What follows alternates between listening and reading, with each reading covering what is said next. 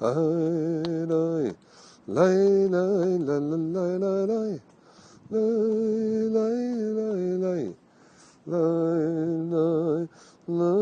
We do that a lot more now because in the previous nusach we used to be davening complete Ashkenazic nusach. Now we're davening Hasidic kind of Sephardic nusach, not Sephardic but nusach Sfard. So we didn't say Keter for many years.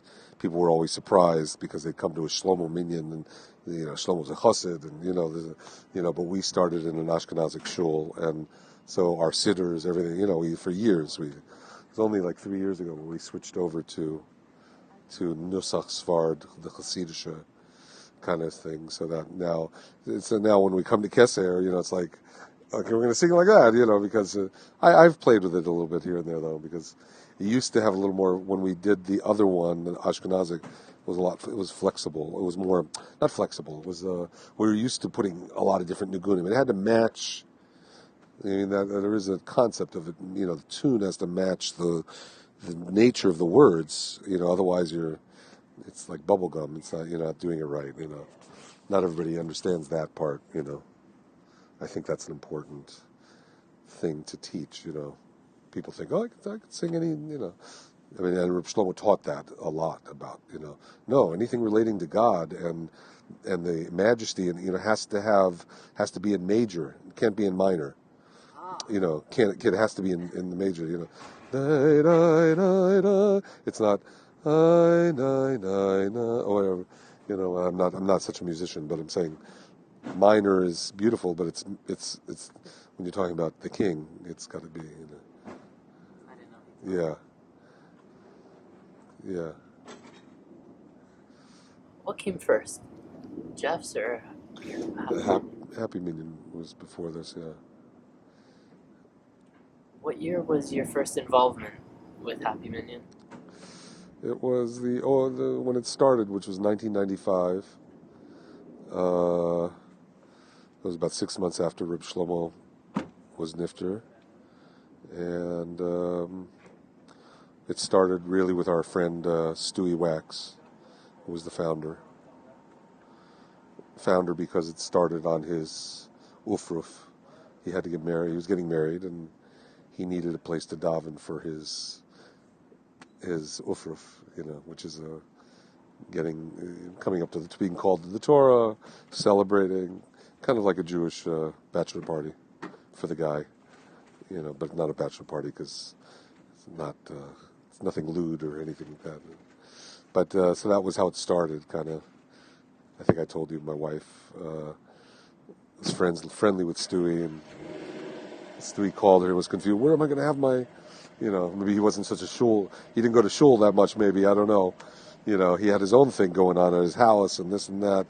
So, but he needed, a shul. So that's kind of how it started. He reached out to my wife. Where should I have my ufruf? And she reminded him, that's her story, that she reminded him that Rabbi Weiss at Beth Jacob had offered, hey Stu, you have a chevra. If you ever want to have he had said that to him before, and so she reminded him, and that's what he did. He called Rabbi Weiss, and Rabbi Weiss said, sure, come on down, That's how it started. What was the deal that he had this thing going on in his apartment? Was that tied to? That was just tied to his Shabbos and his connection to, if you're like me or like a lot of us at that period, 1990, 1989, we were all, meaning there was a lot of people coming off the 60s and 70s, into maturing into the 80s and 90s.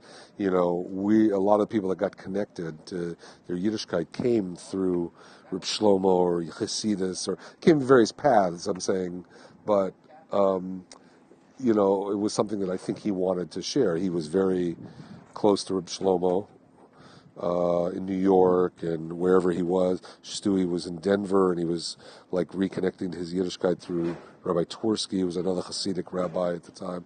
I don't know his whole story. In San Francisco, he ended up moving to San Francisco, and I think, and it was connected to Langer and whatever. I don't know Stewie's whole background, but I'm saying he lived in Israel for many years, so he's a very connected individual, and knows a lot of people. Everybody knows Stewie, and just because he had this long history, Israel, New York, Shlomo, whatever. But I'm just reiterating that the people that had that experience wanted, it was like you wanted to share, I think that's kind of where it comes out of. So Shabbos, he just wanted to share. Once he was into Shabbos, he just wanted to share Shabbos, So nobody was doing Shabbos the way he wanted to do it. So he just had people come to his house. He made Shabbos dinner, and it grew and grew and grew. And, it was in his one-bedroom apartment, and it was 60, 70 people. And sometimes it was a security building, and they would have to sometimes climb up on the side because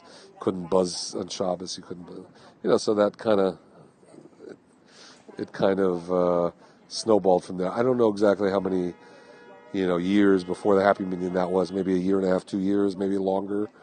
There were a nice amount of people that came and became part of the Happy Minyan because this was the Chevra. It was like this was the people that were into Shabbos, Not that other people weren't, but, into this kind of Shabbos. A lot of singing, a lot of connecting to spiritual teachings, and, Were you at that Shabbat sometimes? Oh, yeah, yeah. Was there anything Karl Bachian about it?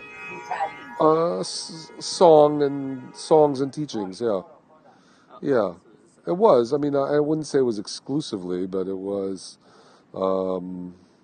yeah, a lot of the song was Shlomo's Nigunim, yeah, and teachings. I mean, as I said, Shlomo brought in all the, so many of the Hasidic teachers and rabbis and into his teaching, and so it wasn't unusual to hear a Reb Shlomo Torah or Reb Shlomo Torah from the Ishbitz or Levi Yitzchak or Berditchev or whatever it was.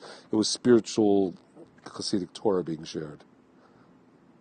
So did Stewie move to Boca before the Happy Minyan?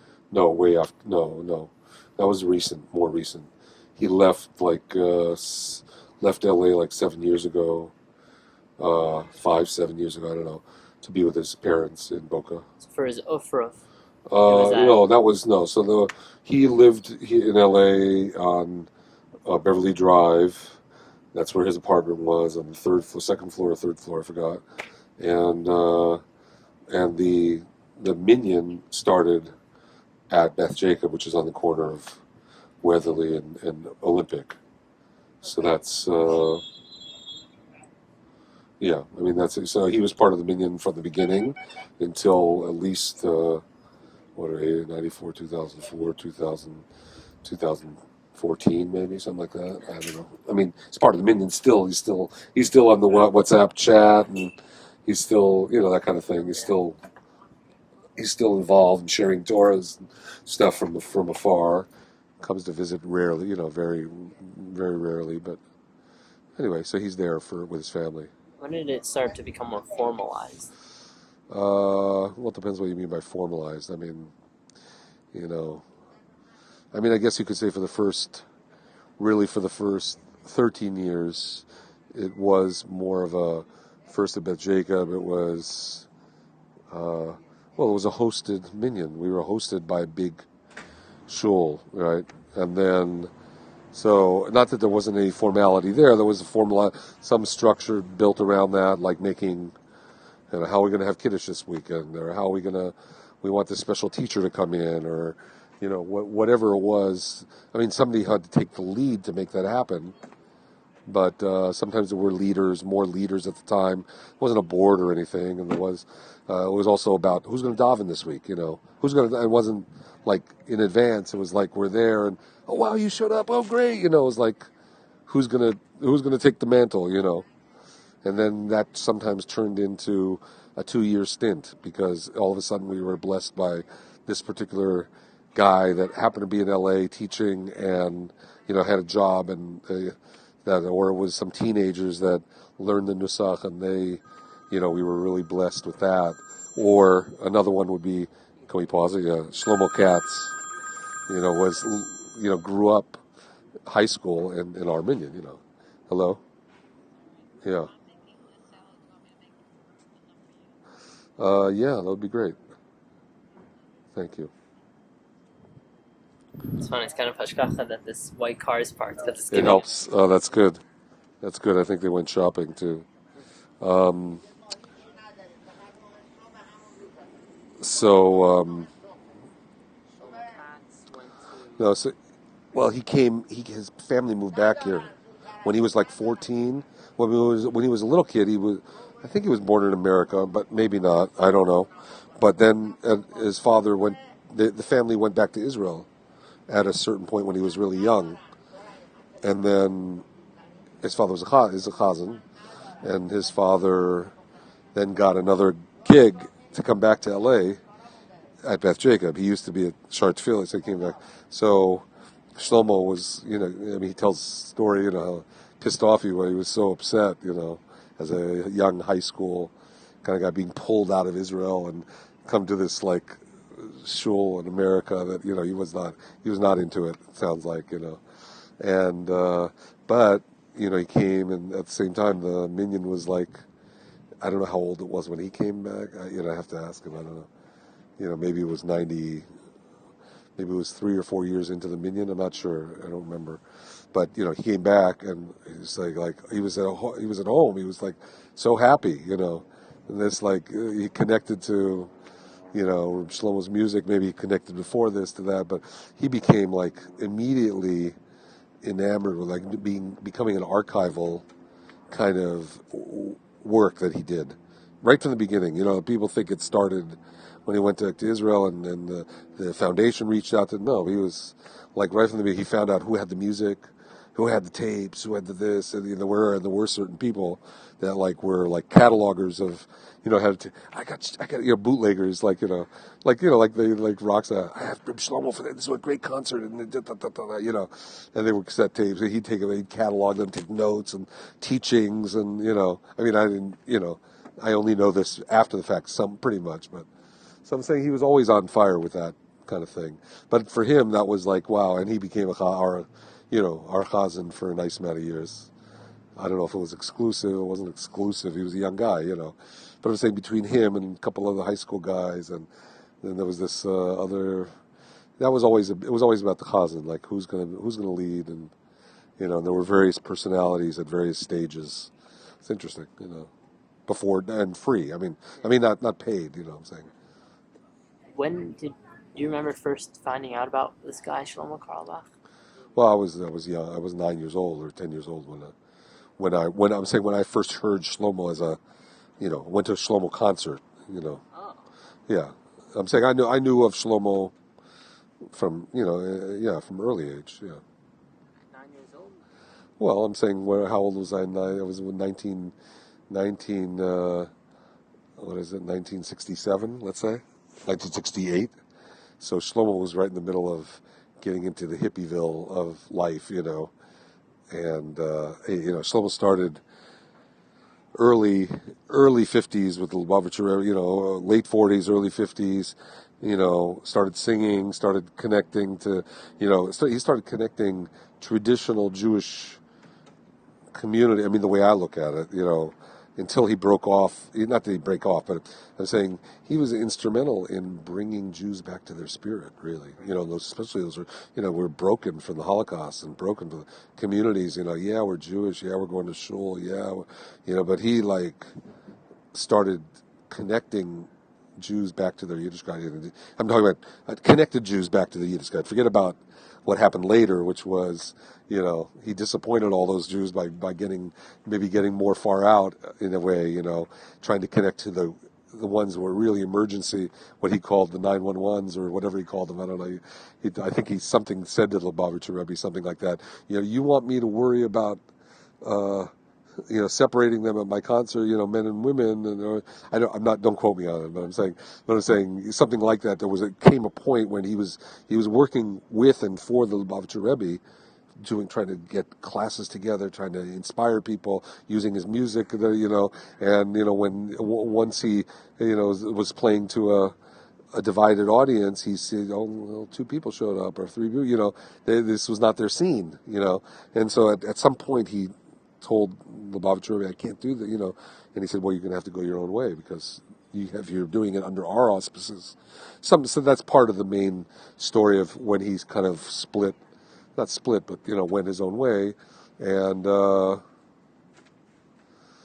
his style changed over the years. I'm saying there was Shlomo concert Shlomo for whatever 10. Again, I'm not the historian or anything, but where I look at from the early 50s to the early 60s, maybe 10 years, 55 to 60, something like that, and then it's Shlomo realizing he has a role. And I forget about the fact that he had songs coming into his head all the time. So that's one role. I'm whatever. I can't ignore the music.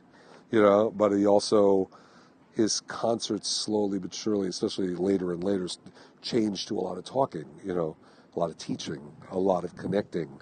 And some of the older, I was even at concerts. I had the experience of being there saying early when I say I connected with him as a kid. Well, I mean that was the what do you call it, the reinvigoration of Jewish music. In our generation, saying because at my age, early 60s, we're talking about going into the 6 Day War and the explosion of Jewish pride, you could say, and connection to.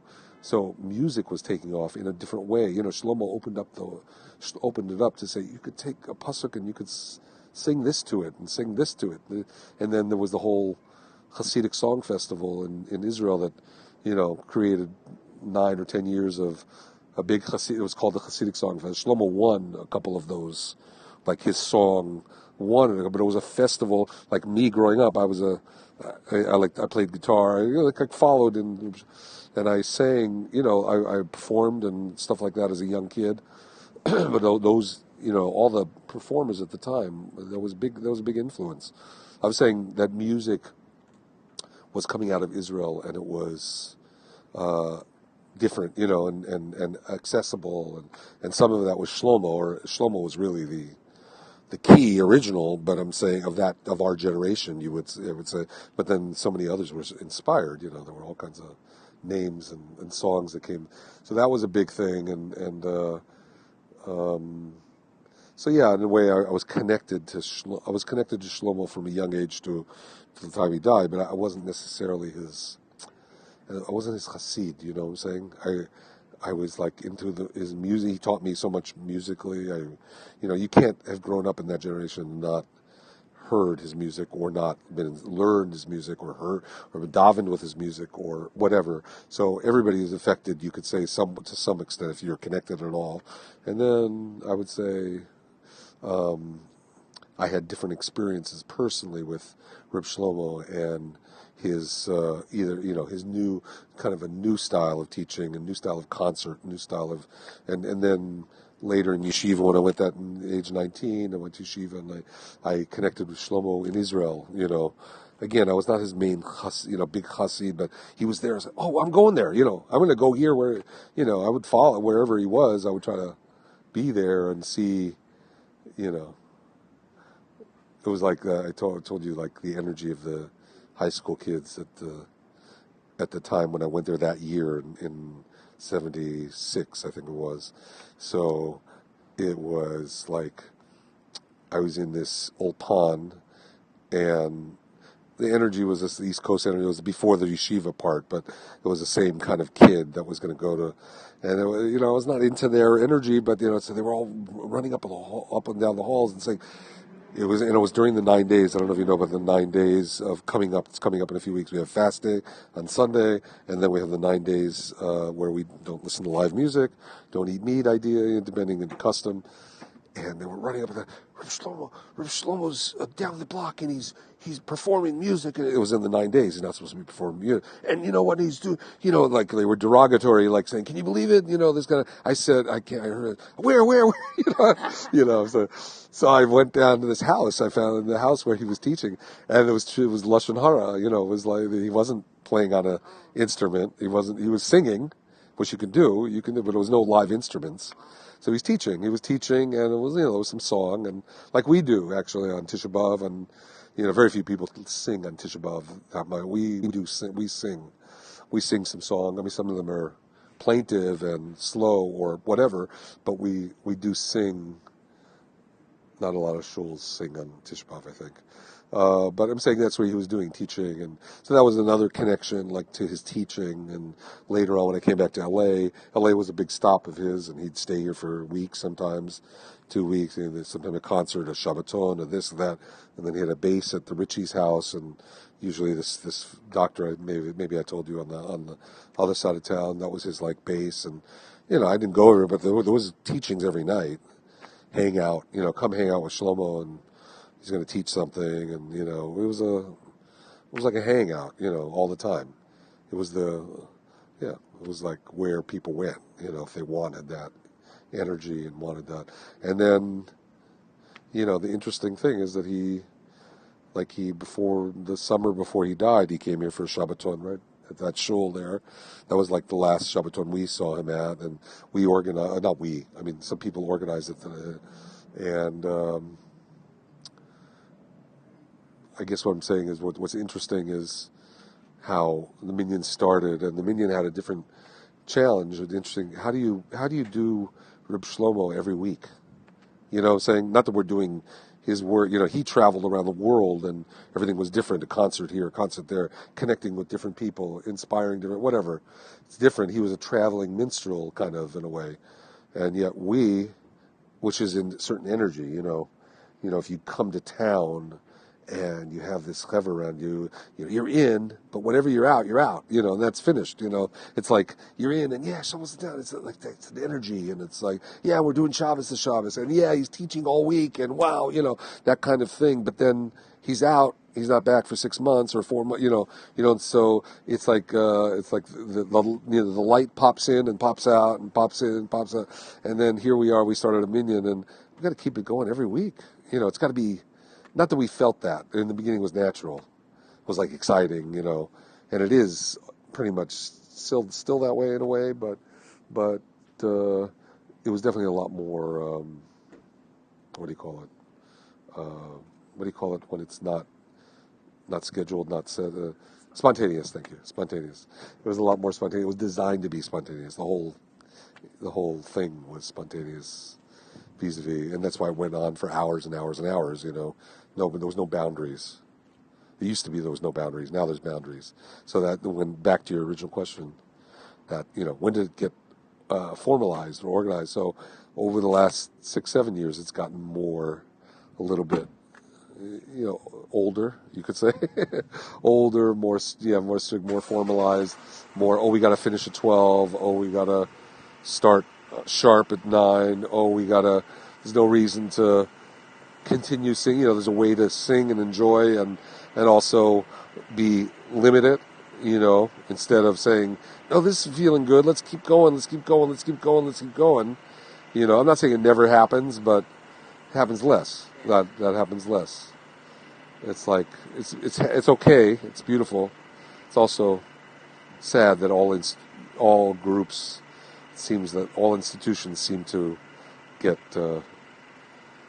institutionalized, Oh yeah, which is something that you were. Maybe you could talk about that. Your vision. Oh, yeah. Well, yeah. I'm not sure if it was only my vision worked with other people. My friend Ronnie, and we say, how can we were feeling some of the stresses and difficulties of keeping the thing going. 18 years in or 16 years into the project, different locations, different, when we arrived at the karate studio, that was the first time we were 100% independent. That was really, because we went from we were hosted, and then in year, whatever it was, 14, I don't know, 46, where are we now? What is this? 24, we said? 24, 25 years, from 1995, right? Whatever that is. So it's been the last 7 or 8 years probably that we were there. So that made us grow up a little. We have to pay rent, and we have to We have all kinds of new insurance and what's our budget, and we never. I'm not saying we never. That was the first time we really had to get our act together, somewhat. And so anyway, and that when that was okay. I'm saying so. I and a lot of a few other people took the lead in the finances, this that but there was still this feeling of like, how do you keep this going, and how do you keep the energy right, and how do you keep it. And not everybody was as bothered by it. Not many people saw that there were problems. Or if you want to, maybe we had the eyes to see, the couple of us had the eyes to see only the negative, and there's other people like David Sachs who did, I don't see any problem. He's like, totally positive, and that's a certain energy. That's an important energy to have. But it's also, I would say, possibly naive or not knowing, not really recognizing that there are people that are giving more than they want to give at this point. They want other people to take charge. There's, the stresses of any organization. People start feeling put upon instead of, so what was love turns into a burden, all that stuff. And so, I think the ideas that came about to create sustainability were wide ranging, and some people, and they were from all areas of this, wide ranging from every area of the spectrum. Some from don't change anything, it's perfect. It's like we don't want a rabbi, we don't want limits, we don't want, just keep it natural and spontaneous. Okay, but that already showed that there were some problems with that, because if you don't get a little bit more tight and organized, and it's going to be harder to sustain it financially, harder to see who's going to run this and keep it going, whatever. It's beautiful, right? It's true, but how are you going to grow? And if you want to, and that's the issue. That is part of the issue. Like does everything need to grow? In America, capitalism, or you could say even Judaism, you could say in life, people say if it's not growing, it's not living. You're going backwards. If you're not moving forward, you're going backwards. That's true, generally, but also sometimes I think that's a challenge. Like we were talking about, the idea of if you think you have to grow just to grow, or you think that that's the only path to survive or sustain, sometimes that's not the right choice, because you're doing something because you think you should, you have to, you should, and then you forget we love this though. This is what we loved, So that's all. I think a challenge of any organization, and how you're going to transition from a group of founders, if you want to get a big name, a group of original people that started to, how do you make it so that this goes and has longevity and has, because there's some tremendous beauty there that should be continued. It would be great if it's continued.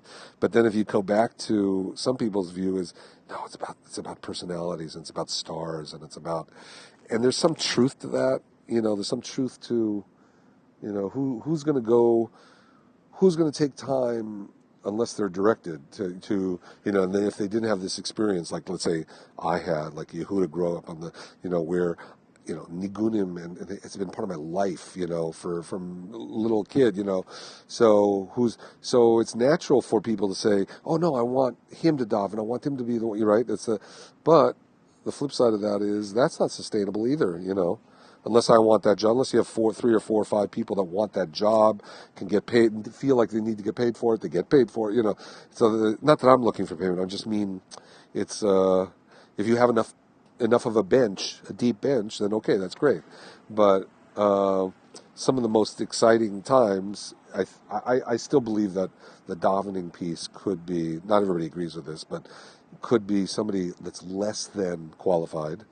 If it has to come from, the desire has to be there, for sure. Let's say I'm talking about a leader. Let's say the desire has to be there. The understanding that there's no need for perfection has to be there, and the understanding that you'll get support from, like you offered me support on, you said when I asked you to do Musaf, I didn't want to pressure you to, but I'm saying you said the right thing. You said I'll be there to support you. I'll be there to, so my image of at least sustaining what's going around the bima was something we've had and done over the years. We have here and there done that, but I'm saying which is creating the informal choir around the maybe informal chazan, sometimes the star chazan, sometimes not.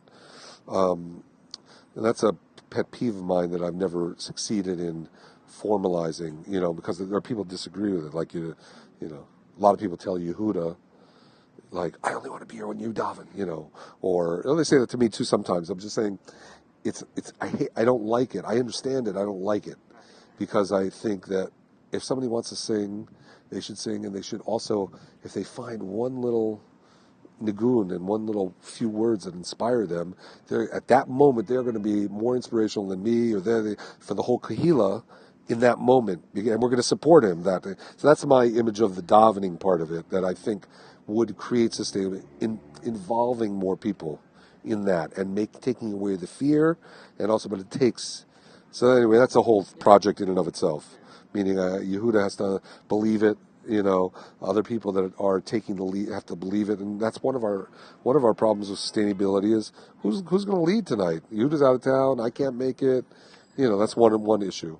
The second issue is like people say that we need to grow. That was the other end of the spectrum from let's leave it the way it is. Is no, we have a budget. We're having trouble every year. Even the truth is we somehow survived every year. Miraculously, but they talk about that what that requires. That vision was no. We have got an amazing product here, and we got to bring it to the masses, and we got to share it with as many people as possible. That's a beautiful idea. I think there's many ways to do that, but there were a lot of people were going down that model, meaning okay, so to do that we have to make the place cleaner, which was a good move, make it look more sharper, and so that families, would kind of have to have policies, and we have to have childcare that looks like it's a clean and protected environment, and then that's going to bring the young couples, and the young couples are going to bring the rabbi, and the rabbi is going to bring the more teaching and a lot with all good and pastoral stuff that you could say is needed and all that, but then it's going to bring the executive director and the school and the building and and then what were we though? We were davening. We were all about davening b'simcha. At least when we came up with our mission, meaning just the few that were on the same page, davening b'simcha. That's what it was. We want to not what we want to show the world. What are we about? What do we like to do? We want to pray with joy. And try to what do you call it? Not imitate, but copy and promulgate the teachings of Hasidus, the teachings of Reb Shlomo, which is the key teachings of the Baal Shem Tov, the idea of love of God, love of Israel, and love of Torah. And those three things it's all about love, and so if the minyan welcomes people, welcomes anybody, you have love of people, and if you have love of Torah, we're all trying to share only the kinds of Torahs that we're not trying to talk heavy politics and this and that, or some things that are happening today, even though it's all related, but and love of God, which is expressed through the davening b'simcha, because you're in God's presence, you're singing out to God and singing with each other, and so that's. Maybe just say 2 sentences quickly about how you actually got into the karate studio and what your role was in being one of the founders, and then I'll ask the second question. Karate studio is not related to being one of the founders. Oh, what was my role in that particular move? That was a move of what do you call it? Desperation. That's what that was. I can tell you what that was. It wasn't a a well thought out. It was between it was we actually got kicked out of Beth Jacob, our original home, and that was one whole story how we got kicked out of there. And the rabbi who at least didn't want to look like an evil person. He wasn't an evil person, but I'm just saying. He said, "Why don't you try this for next year?" And it was all because they couldn't do the they say couldn't do the project that they needed to do physically, renovations and stuff like that the city didn't allow them. Otherwise they would have kept us, they said. I mean, there's a lot of funny stories about that whole period. But then we went across the street to Hillel because the rabbi made it so we could daven there. Lasted about a year and a half. We moved up to Mogan David. I don't know if you know. That's up the hill. It's like near, past Beverville, which is like where Ralph's is. It's like down. So that was kind of a long trek, but that was a nice 3-year stint under their supervision. There was all kinds of fun stories there. But I'm saying it was all we had. It was always a dance of we're a minion inside of a bigger organization with a rabbi, and they always had needs and desires, and hey, we love your energy or we hate your energy, but whatever. But if we're going to love your energy, we want you to at least be, come to the shul and give it to us. It was always a challenge because you want our energy, you want our energy light. You want it so it's digestible by you. That was always the kind of funny reality. And it became slowly but surely over the years like, if you want us the way we are, okay, that's good. And sometimes that's too much for people. Anyway, that's been an ongoing dance. But 3 years it lasted well, and then they had to move. Maybe you didn't put it on. No, they needed to make a move. Into the school to take over our space for a school, and they said, but we have a space for you, and it was upstairs. So not only were we up the hill far away, because we lost some people just because it was too far away for those 3 years. People didn't come. Certain people said, oh, that's good. And then we were up the way, and then up the stairs and like hidden somewhere, which was also okay, but it only had room for about 70, if you're packed, 75 people maybe. And it didn't have a courtyard like the previous space, so we were kind of spoiled with this really nice space downstairs with this courtyard, which was great for kiddush and kids, and it was just like great spot. But then we moved upstairs, and then but they moved us up, and it was Rosh Hashanah Yom Kippur was in like 3 months, and we knew we couldn't do it there. We knew it wouldn't, because more people wanted to be with us. We always doubled in size for Rosh Hashanah Yom Kippur, from 50, 60, 70 people to 150 minimum, So that's when we started, people brainstorming, where are we going to go? What are we going to do? And how are we going to, and the original rabbi from Beth Jacob is the one that originally told us to go to the karate studio. I'm taking years before. Why? Because some other shul, Young Israel, had rented it a couple times for Rosh Hashanah Yom Kippur. They had an idea, whatever. It's a whole long story. But because it had been done, we went and made a deal. And then we had, it was a whole. So what was my role in it? We did it, we did it together. I mean, there was a Persian shul that said, no, but that's I've been doing that for the last 2 years, and we had like a Beit Din with the Persian rabbi before Rosh Hashanah, with literally the big rabbi on the other side of town, because the owner of the karate studio or the owner of the league he said we could do it, and the Persian rabbi said, but you've been giving me Yom Kippur the last 2 years. He said, well, they're coming from Rosh Hashanah and Yom Kippur. You only want Yom Kippur, so I'm going to rent it to them. That was kind of his. And plus, the Persian rabbi assumed, he assumed maybe it was going to be available. And then when he was told a month before it's not available, he freaked out and, said, we stole it from, whatever it was. If it was a nice guy, I'm just saying. But it was a real crisis. We had to go ask a rabbi to intervene and say, what's the halachic, And so we succeeded, we got it.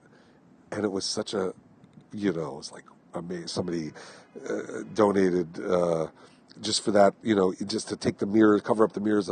These beautiful, we used them for 6-7 years, but they became not beautiful anymore. But these white, she was in the party business. These big poles with the white crepe curtains surrounding the whole place, and so that's how the minyan was on Shabbos and that Rosh Hashanah Yom Kippur, and it was like angelic. It was such a beautiful Yom Tov. Okay, are we going to stay here for Sukkot? Yes, let's do it. We made another deal to stay for Sukkot, and it was like piecemeal until we've. Are we staying here forever? Yes, we're staying. It was funny how it developed, but then it became okay. How are we gonna? Now we have to make this survive in the right way, and that was not always so easy. people didn't realize. And what I'm saying, it was happening naturally from the beginning, but saying, oh yeah, we need insurance. Oh yeah, we're paying rent now. Oh, when you're dealing with somebody that's going to start saying, oh, you're messing up the place, you're leaving it dirty, and there's all kinds of things that we had to deal with at that point. So that was the transition to the karate studio. Anytime you experience or come across a non-musical Kabbalah Shabbat, do you ever think like waste of potential, or like you're reading this when you can be singing it? Is that a thing? Um, some people say, get the happy meaning, never go back, kind of that they can't, that once they connect that way, they can't go to any other shul. I mean, I'm blessed. I've had like a lot of different experiences, and growing up in LA in a traditional, maybe not always religious, but traditional household, different shuls, different chazanim. I was into music, so I've experienced different choirs and growing up, and so certain things I miss actually, that I don't get at the. I mean, that's personally. So I don't have that all. I mean, I do feel sometimes there's a missed opportunity in general for other shuls to taste that momentary connection. Because even at the Happy Minyan, you may be singing for an hour or two, but it's really all about moments. I mean, Shlomo used to talk about moments, and it's true about life. You're in this hoping to have that, or even if you're not hoping, you probably are going to have that moment that was inspirational, really inspirational, meaning transformational, where it's just like, wow, and so for me, that's the ultimate beauty of the style of the Happy Minyan is the changeability of it, meaning me as a chazan, I feel that spontaneity is, it takes practice to be spontaneous, but I'm saying I feel that's the most exciting part, because why? Because if I change the nigun on that pasuk, and it came to me, and it feels, and I know it's right, and it's like, I feel like I'm communicating to the whole kehila the joy of those few words, the grandeur of those few words, and sometimes if you sing the same, even if you sing the same song to the same thing every time, you get this rote, or you say it so it's kind of, in answer to your question, yes, anything can be rote. So what takes you out of the experience of being rote, and so most shuls, I would say, are rote, and even the Happy Minyan, it's a trap that everybody can fall into. So the something of the Happy Minyan, the idea of changing it up, to me, is a real real style that should be adopted, I think, but it's not. It's like I always say, like I don't think everybody needs to have the Happy Minyan, but everybody needs to have a piece of the Happy Minyan, like every shul, if you can bring a piece of it to the, one nigun that the chazan is deciding, even, that just as much as the rabbi's speech, or more even, hopefully, sometimes, because the rabbi sometimes is rabbi, but just as much there should be a focus on, oh, the chazan, by the way, this week has chosen this nigun to sing during Kedusha, and his three friends, or the four, have decided, so they're going to be doing Kedusha together, a special Kedusha this Shabbos, and maybe every Shabbos there should be a moment of, or the kids learned this nigun for this piece, we're going to sing it this Shabbos, something that connects people to that. It doesn't mean you have to go on for 3-4 hours like the Happy Minyan. It means like bring some energy into the words and the davening and the, so I think everybody struggles with it. Every shul struggles with that. They don't realize it. A lot of them realize it, and in fact, you could say, it's probably a big challenge of the age right now, of this generation. I mean, the federations and the shuls are all, how do we get people, and how we, I don't want to get egotistical about it, but we, as the Happy Minyan started and continued, we had visitors all those years from all the various, and different little satellites starting as a, I'm attributing it all to Reb Shlomo and God. I'm not saying, oh, it's us. It wasn't us. It was, we had the blessing of being able to share this. So, all these guys that started you don't know all these things, but Shabbos 2000, Shabbos 3000, and Sinai Temple Shabbos Live, and all these things. These guys, they all came to the minyan to experience it, and say, "What? You can do this?" That was kind of what the minyan became, a place where people came in and say, "Oh wow, it's like a new business." You go around and say, the restaurant business, somebody opened a fried chicken. Oh, I gotta go check that out. And then I gotta copy that. I'm saying that's it's the best kind of. I think it's very common.